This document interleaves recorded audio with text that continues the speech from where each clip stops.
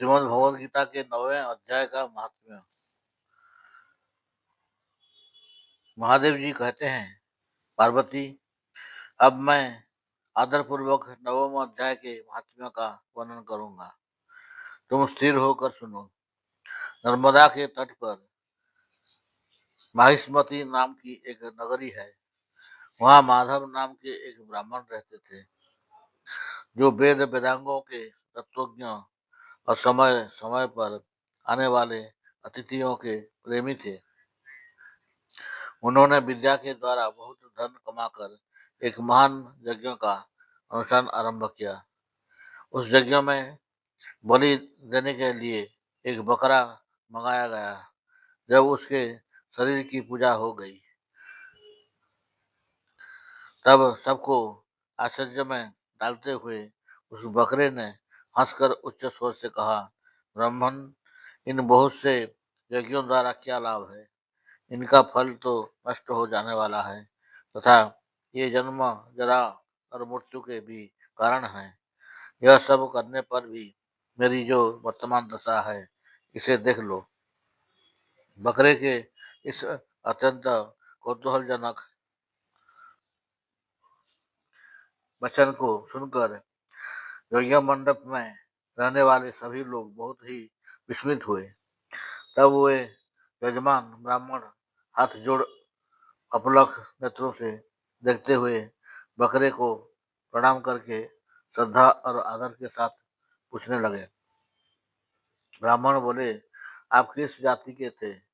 आपका स्वभाव और आचरण कैसा था तथा किस कर्मों से आपको बकरे की योनि प्राप्त हुई, यह सब मुझे बताइए।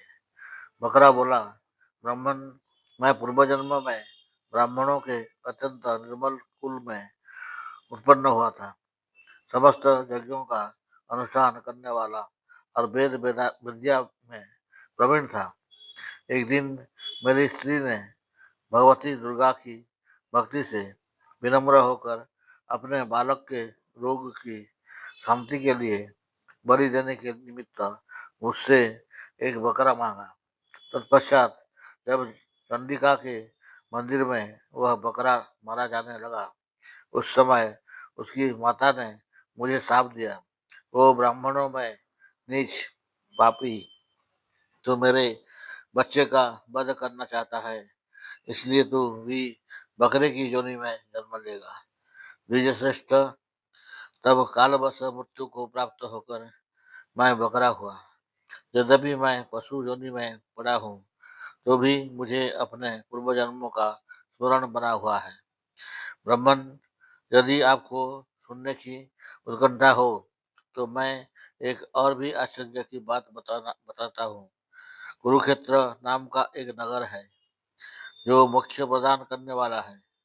वहाँ चंद्र शर्मा नामक एक सूर्यवंशी राजा राज्य करते थे। एक समय जबकि सूर्य ग्रहण लगा था, राजा ने बड़ी श्रद्धा के साथ कालपुरुष का दान करने की तैयारी की। उन्होंने वेद वेदांगों के पारगामी एक विद्वान ब्राह्मण को बुलवाया और पुरोहित के साथ हुए तीर्थ के पावन जल से स्नान करने की शरण करने को चले।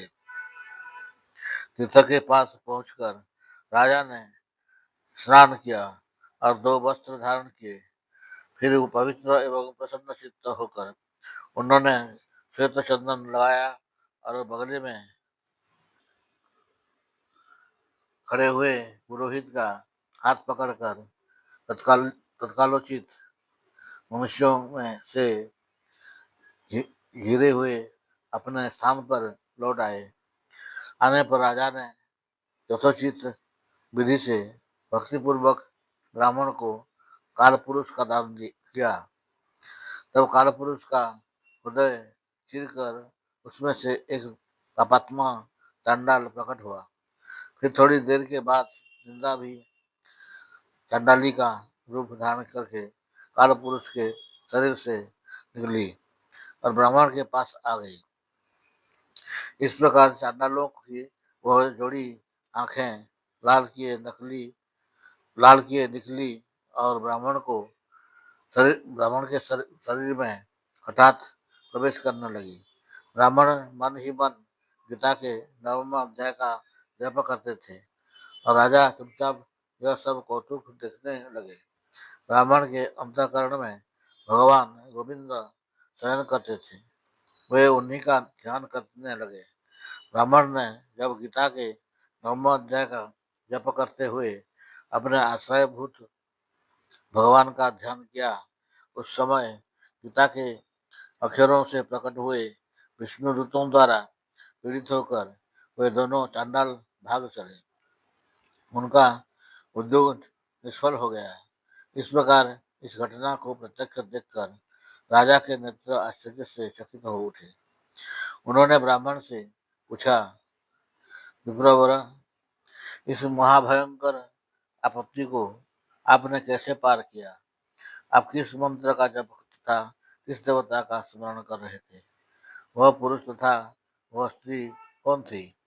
वे दोनों कैसे उपस्थित हुए? फिर वे शांत कैसे हो गए? यह सब मुझे बतलाइए। ब्राह्मण ने कहा, राजन, चांडाल का रूप धारण करके भयंकर पाप ही प्रकट हुआ था तथा वह स्त्री निंदा की साक्षात मूर्ति थी। मैं इन दोनों को ऐसा ही समझता हूँ। इस समय मैं गीता के 9वें अध्याय के मंत्रों की माला जपता था। उसी का महात्म्य है कि सारा संकट दूर हो गया। महीपते, मैं निश्चय ही गीता के 9वें अध्याय का जप करता हूँ। उसी के प्रभाव से प्रतिग्रह जनित आपत्तियों के पार हो सका हूँ। यह सुनकर राजा ने उसी ब्राह्मण से गीता के 9वें अध्याय का अभ्यास किया। फिर वे दोनों ही परम शांति मोक्ष को प्राप्त हो गए। यह कथा सुनकर ब्राह्मण ने बकरे को बंधन से मुक्त कर दिया और गीता के 9वें अध्याय के अभ्यास से परम गति को प्राप्त किया। हरि बोल।